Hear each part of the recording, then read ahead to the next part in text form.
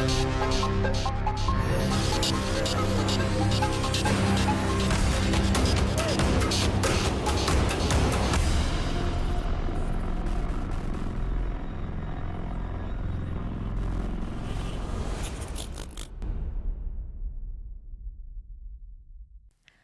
day, ladies and gentlemen. Welcome to Ask Jerry, the Chartered Vendor. My name is Abigail, and this podcast is meant for entrepreneurs and aspiring business people who want to learn about business, talk about sales and the economy, talk about everything to do with business. And as always, I am joined by Jerry Nyazungu, the man himself. Welcome, Jerry. Hi, Abby. I'm good. How's business? So. Yeah, you always say that. Okay. You can't complain. Yes, I can actually. actually. Not afford to complain. No complaints. No, they don't work. So today, Jerry, we want to talk about businesses, how they can last for a longer period of time. But before we actually get deep into that topic, I wanted you to share with us maybe an idea of some types of businesses. You know, we have service providers and product-based companies, right? Mm-hmm. So between those two, which one do you think is most likely to last for a longer period compared to the other? Okay, that's an interesting question. But if you can look at it, I think what can actually last better is a product business. Why? Okay. Because when we have a product, and if we have formulas, you look at, I'll give you an example of Steve Jobs. Mm-hmm. He came with an iPhone. Yes. And he was working with Steve Wozniak. Then you look at the iPhone. Mm-hmm. Currently, there are still people who are, but sometimes with service business, mm-hmm. it's sometimes people will be looking for example, I'll talk about sales training business, and usually most of the sales training companies, they usually depend on the owner, mm-hmm. and it's owner managed. I'll talk about Zig Ziglar as an American guru in terms of sales training. He died in 2012. Mm-hmm. And he founded what is called Zig Ziglar Corporation, okay. where they actually do sales trainings. But when he died, yes, the organization is still there. Mm-hmm. The organization is still doing some sales trainings. Okay. But this was a service which was depending mostly on him. And although it's still running, I'm not saying it's not running, but the way it was when Zig Ziglar was alive and the way it is right now is now different. Okay. So I think a product, why a product? Because when someone has got a product, you look at Toyota, you look at a car is a car, end of the day. If it's a Ford, it's a Ford. But probably what is going to be a weakness, usually when someone with the brains dies, yes, you're talking of Apple, which actually grew to $4 trillion currently, mm-hmm. more than $4 trillion company. But you look, I strongly feel that if Steve Jobs was still alive, we're going to be having a product better than the iPhone 16.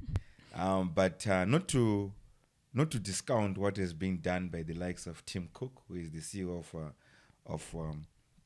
of Apple, and the likes of Steve Wozniak. These guys, they've worked very hard for Apple to be where it is today. So what I think is, it's not necessarily about being a product business or service based business, mm-hmm. but you need to take a deliberate approach to say, as much as probably people are looking for Jerry mm-hmm. in terms of sales training, but how can I also recreate some more Jerrys?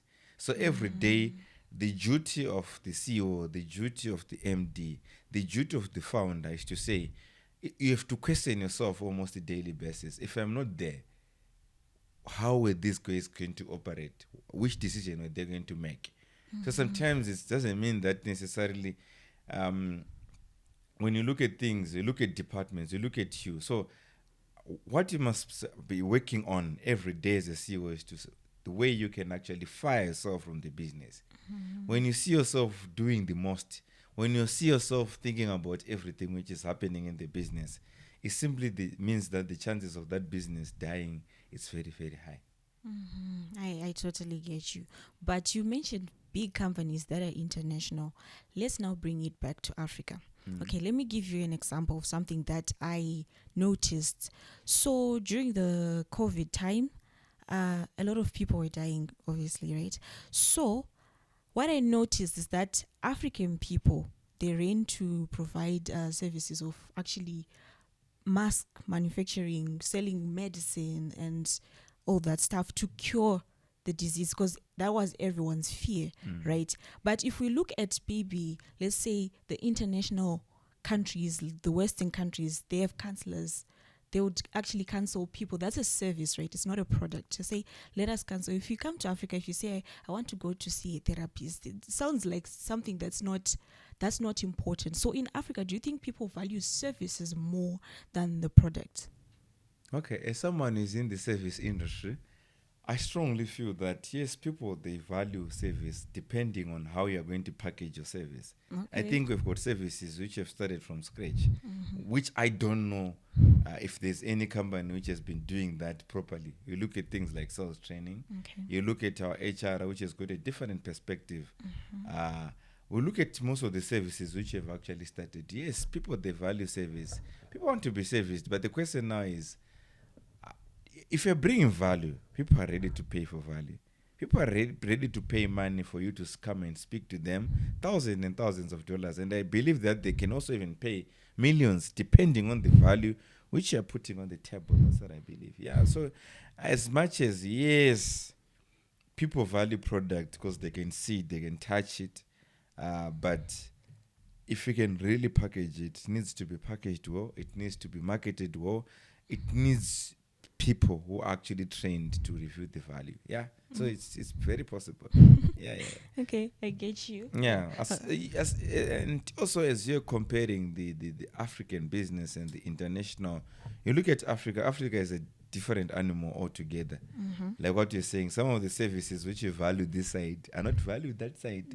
Are not valued this side. The services which are in America, like what you're saying, are not valued this side. But I strongly feel that if you're going to be a pioneer of those kind of services, create your niche, make sure that you're marketing very well.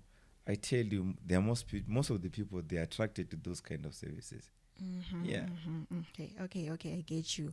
Now to get to our main point, you've mentioned a lot about what we can do to actually make the services we're providing be valuable to our customers.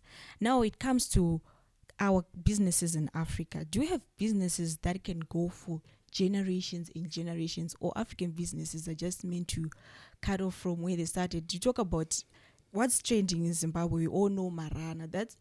To me, I think that's just a business that comes and it's going to die out soon. People, we have this thing of actually saying, okay, this is trending. We had Jiuta. Exactly. Everyone goes into that same business and they're starting it. And once people are no longer buying, it just dies out. And then they see the next thing. Oh, we have tailors making clothes. The Maroro thing that's actually happening. Everyone now is sewing.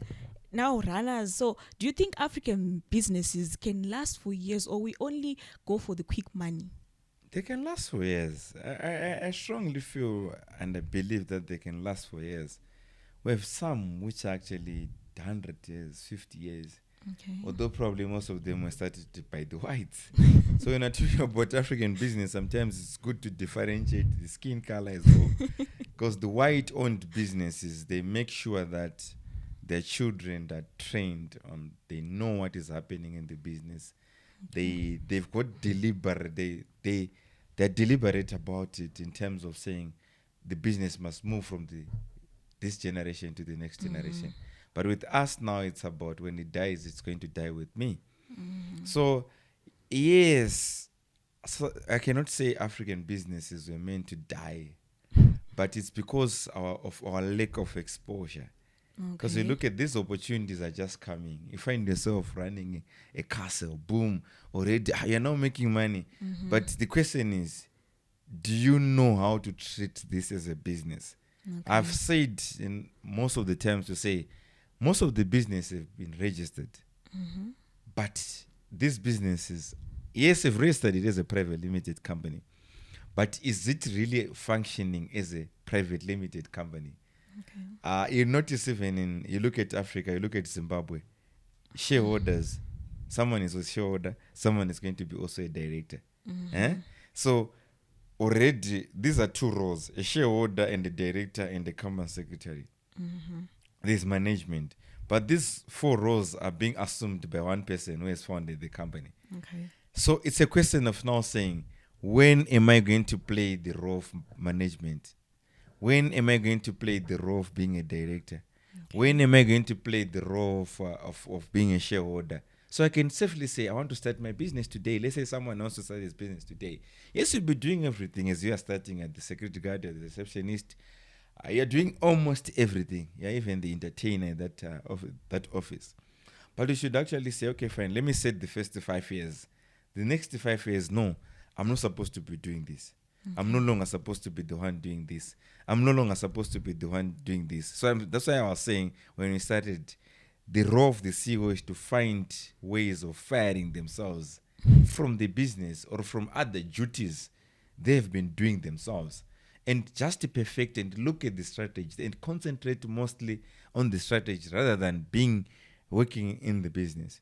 So when you look at it, look at African businesses, our buses, for bus companies, for example, because this is a business which has been dominated by Africans since before independence. If you're looking at Zimbabwe, since 1980, Africans, whites left the bus businesses for black people. I don't know for whatever reason. I will talk about it some other day to say why out of all the businesses, farming, all these other business, but they said no, I think we can leave a transport business with the black people. I don't know. But to me, one day, this other day, I wanted to buy a combi. But when I just thought that, but why whites decided to say no, we're never going to operate bus companies, I just said no. They don't do that. Even in their countries, it's the mini taxis, not the buses. Is it? I don't know. For a funny reason, I don't know why that sector was reserved for blacks. Because I don't know. But most of the times when you see this guy is not attracted by something, there's something hidden in that industry. So, yes, let us now back to what we are talking about. You look at Kurakurerwa, you look at with some big brands. Yes, we still have tender pushing, but most of these brands disappeared. You're young, and some of them, do you know even Kurakurerwa? I don't even know that But one. that guy used to own more than 150 buses thereabouts. Oh, okay. What I'm simply saying now is, when we're doing something, we must just say, okay, fine. Always when you're sleeping, when you're planning your day, when you're planning a strategy, when you're planning your goals, it should be, what about today? If I'm not there today, what is going to happen? Does Abi knows what to do with this podcast when I'm not available, or is just going to end the day I'll die? So we don't spend time thinking about death, because I think there's a guy who said, when you think about death, everything starts to make sense. They say, fine, the car I'm driving, I don't want my wife to touch it. I don't want my kids to touch this car. But the moment when I'm going to die, they're the first people to touch this car. Do they know how to operate this car? You get what I mean? Look at our bank accounts. Are you teaching even your wife? Are you teaching even your kids? Are you teaching the people you're working with how to run finances? Or is just you? You know the passwords. You're the one who's transacting. Don't trust anyone. Yes, as much as not trusting anyone is going to make you safe now, but you're going to die. And when you die, what is going to happen? If you taught these people how to manage businesses, if you exposed these people on how to run things. So this is what is happening. That's why African businesses are not growing. Because when the owner dies, he's also dying with what? With the business. Not because they've got juju. I've heard most theories people saying, I think he's gone with his own things. No, it's not that. He has gone with his own brains. Because he was the business. He knew where to tweak when things are not going well. And you see with buses, he knows where he was ordering the buses, how he would repair buses, how he would budget. Everything was in the what? Was in the mind, and there was no system which was there to run the business. So if you run the business from your mind, if you run your business from you don't create SOPs. You don't create standards to say this department is going to operate from A to B. If you do that, definitely that business will crumble as soon as the founders die. Okay. I actually would like to think that the reason why some of the businesses crash is because we have this survival mentality to say our economy is bad, so we just need to have. I remember you mentioned that I was just looking for rent on the previous podcast where you had Hazel. You mentioned that I was just looking for rent. So that's the mentality most people have to. Okay, I have to pay fees, I have to pay for food, I have to pay for rents, and then I'm done. The rest they just watch things as they go. But we'll come back to this after a short ad break, and we have to look at step by step of actually, maybe let's say someone who's starting, let's say someone registers their business today. What do they need to do to make sure that it keeps on running? What do they need to set up? What do they need to, the compliances, the structures of the company as well? Okay. We'll be right back. Stay tuned. As we celebrate 10 years of building timeless businesses, M&J would like to take this opportunity to honor and celebrate our valued clients. Over the years, we have grown together, creating partnerships that have transformed dreams into reality. We don't just celebrate our achievements, we celebrate the trust you've placed in us. Trust that has made us your partners in starting and establishing your companies, and partners in navigating the challenges of business. We've been your partners in investing in Zambia, South Africa, and other countries, helping you tap into new markets and opportunities for sustainable growth and future. Partners in ensuring compliance with local laws and regulations, and partners helping you grow sales revenue for your company. We've also been partners in establishing strong HR policies that will not only help your organization, but will also help you to attract the best talent. Of course, we've been partners in embracing technology, helping you to acquire and implement the best solutions that can increase your efficiency and productivity in your business. Here is to many more years of building long-lasting brands, businesses that endure for generations to come. Here is to 10 years of building timeless businesses with M&J.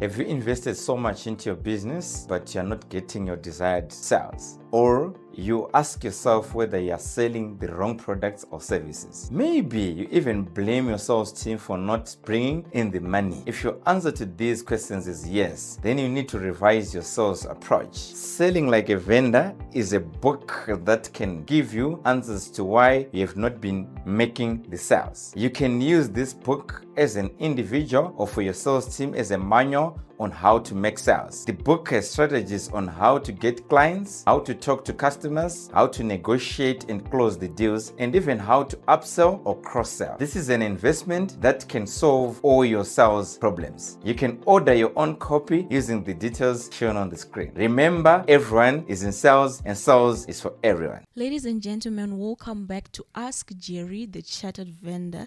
Before the ad break, we were looking at how businesses are failing to actually continue for years and years and years to come. So right now we want to take a look at some of the things that businesses can do to actually maintain their status so that they keep on growing, they keep on pushing for years, and for other people to actually step up and take on those businesses. So Jerry, we have big brands like let's say, do you remember BlackBerry? Mm-hmm.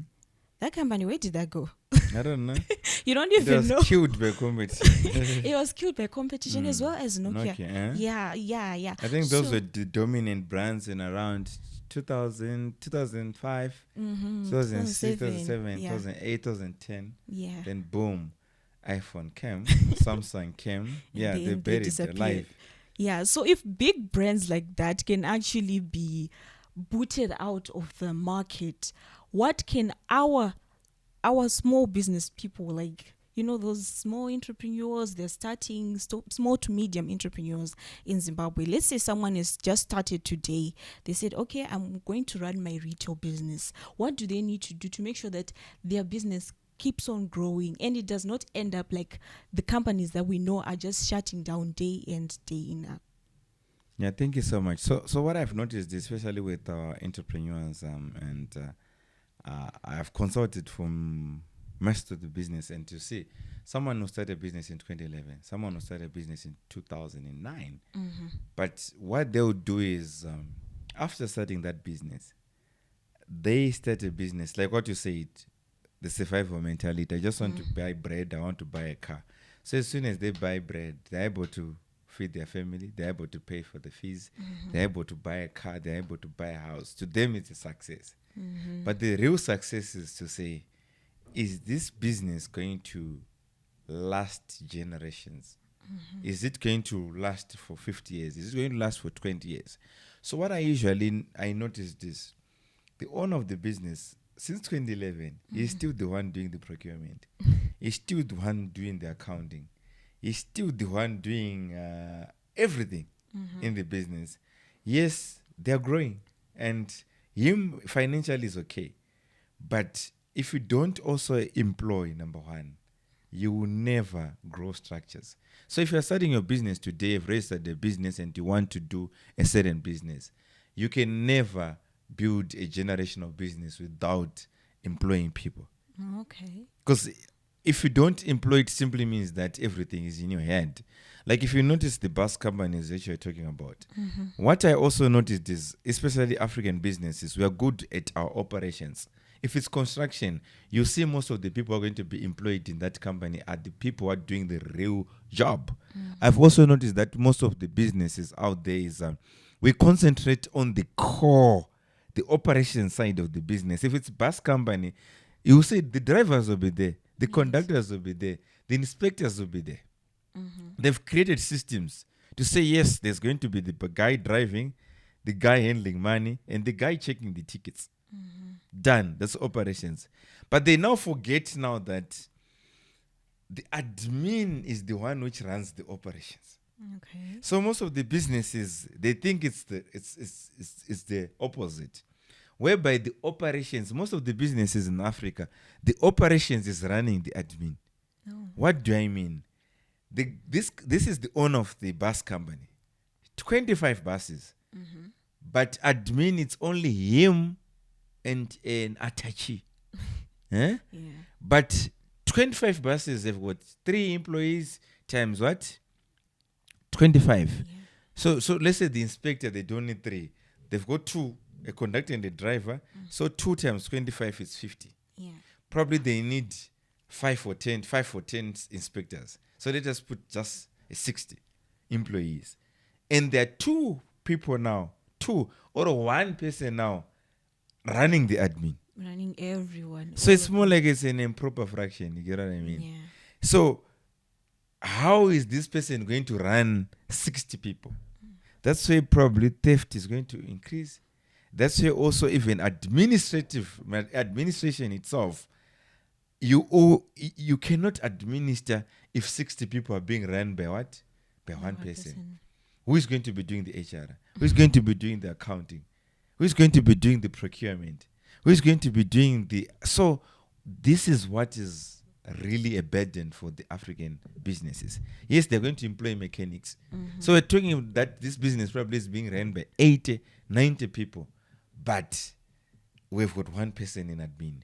So as African businesses, we don't value people who are sitting in the offices.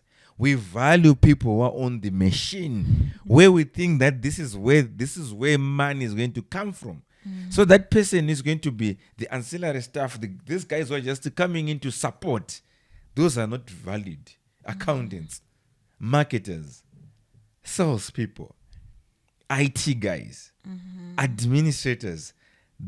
Most of the businesses, if you notice, there's a deficiency of that expertise. So yes, I might be the founder. Yes, I might know marketing a bit. Yes, I might know sales a bit. I might know accounting. But it's possible whilst the business is still starting. So how can I now say, okay, fine, let me put the accounting function to someone else and perfect it and do it in a good way. Let me give someone a marketing function. Let me give someone a sales role so that now I'm now free. I'm now doing, yes, I can get into market when I want. I can get into accounting. But if it means probably 1 week I'm not going to be at work, there's no effect. Because why? People can still do their day-to-day running of the business without my interference. So that's what the mentality which someone who is starting today must have, to say you cannot do it without people.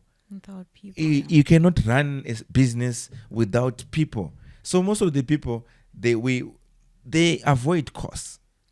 Yeah.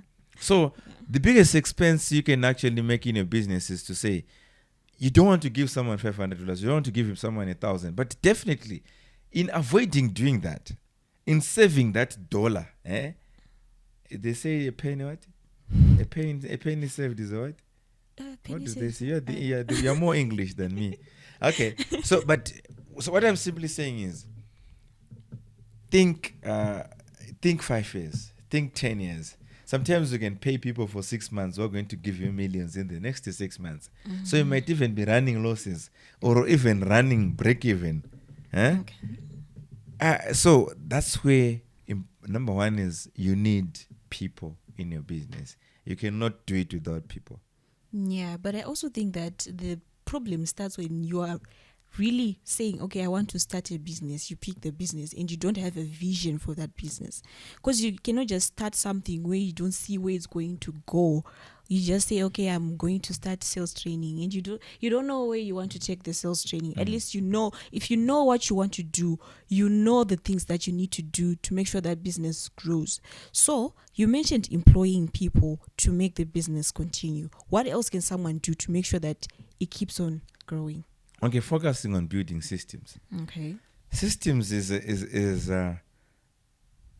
we need to have an organized way of doing things. Okay, is it like planning? No, it's a system. Yes, planning also is involved in the system, but I'm saying if we start at 7, we should start at 7. Okay. If you open at 7, if your bus has to start in Bulawayo at 7 a.m. every day, let it start that time. People will get used that this bus leaves at 7. That's a system. So when I'm saying a system, it's operations, marketing, accounting. Let us have a standardized system, not a system which would depend on the feelings or in the emotions of the director. If people cannot be given a leave day, because let's say if you say it's a policy, you need to give me 7 days for a leave, for leave days or an off day, which I actually know that it's something which has been, you know that there's going to be wedding. You know that you need to attend the graduation. The date has already been set. Give me a notice 7 days. You fill in a form is signed by your supervisor, a form is signed by the HR, a form probably is finally signed by the GM or MD, whatever. It's a system. But now if we say it's Abby want to go, Abby can actually tell us that I've got a graduation tomorrow. Then we say Abby, you can go. But tomorrow Gordon wants also to go to a graduation, and they say, it's 7 days. It's no longer a system. Yeah. So what I'm also saying is, if you go into a fast food restaurant, they're supposed to serve you chips and chicken in the next 10 minutes. It should be 10 minutes or less. But if it's 10 minutes now, it's 20 minutes tomorrow, that's not a system. So our purpose as the founders, as the CEOs, as the entrepreneurs is to say, how can I build a system? If there's a way someone is supposed to give me money, if an accountant is giving money to a supplier, then there's a system for everyone to sign. If the same accountant now is now giving money to me and I don't sign, it ceases being a system. Okay. Because it simply means that that system is going to be, someone is going to override it in future. So what we are simply saying is, sometimes when you're even the founder or the owner of the company, if you come at 8, if you come at 7, you start with your people, it's not a sign of weakness. It's not that you're not organized, but you're setting a system to say we start at 7. So it means if people are used to see me before 7, even if I'll start to come at 10 after about 3 or 4 years, People still come at 7 because they're used to come at what? At 7. Unfortunately, the companies which are starting right now, people wants to start at 10 whilst they're starting. Huh? Someone doesn't even have 3-figure revenue, but already wants to start at 10, wants to start at 11, want to start when he feels like. So people, even the customers themselves, they'll be confused. We don't know the time which you start. So you need a system, and by a system is to say, we need an organized, when a business has got systems, when you get into that business, Abi, if I just give you a manual and SOPs, you know what's supposed to be done. You can actually interpret and say, okay, my father used to do this. Okay, if there are spare parts, they used to buy there. Okay, I can see that they would request 3 quotations. So just to follow. It's something which you can easily follow. That's a system. Yeah. But if there's no system, business becomes random. You do whatever you want, whatever. So, and also what people don't know is customers, they follow systems. Yeah. I once talked about it in my sales trainings. You look at a brand like Chicken Inn. They do chips, they do chicken, but they might not be the best people in terms of doing chicken and chips. But try that same formula. A guy who works for Chicken Inn right now, with that formula, if they open another fast food, will people come? Definitely not. Because why? They're following an organized system. They're hesitant to come to your brand because you don't have a system. That's why the guy who is cheap, people don't come to buy. People are not looking for being cheap. They're looking for a system. So if you're an entrepreneur who is wise, who is clever, work on pushing to make sure that you've got systems. And your people come to run the system. Okay. And you can replicate that system now and say, I've got a system in Zimbabwe. I have the same system in Zambia. I can put that same system in Malawi. I can put that same system in South Africa.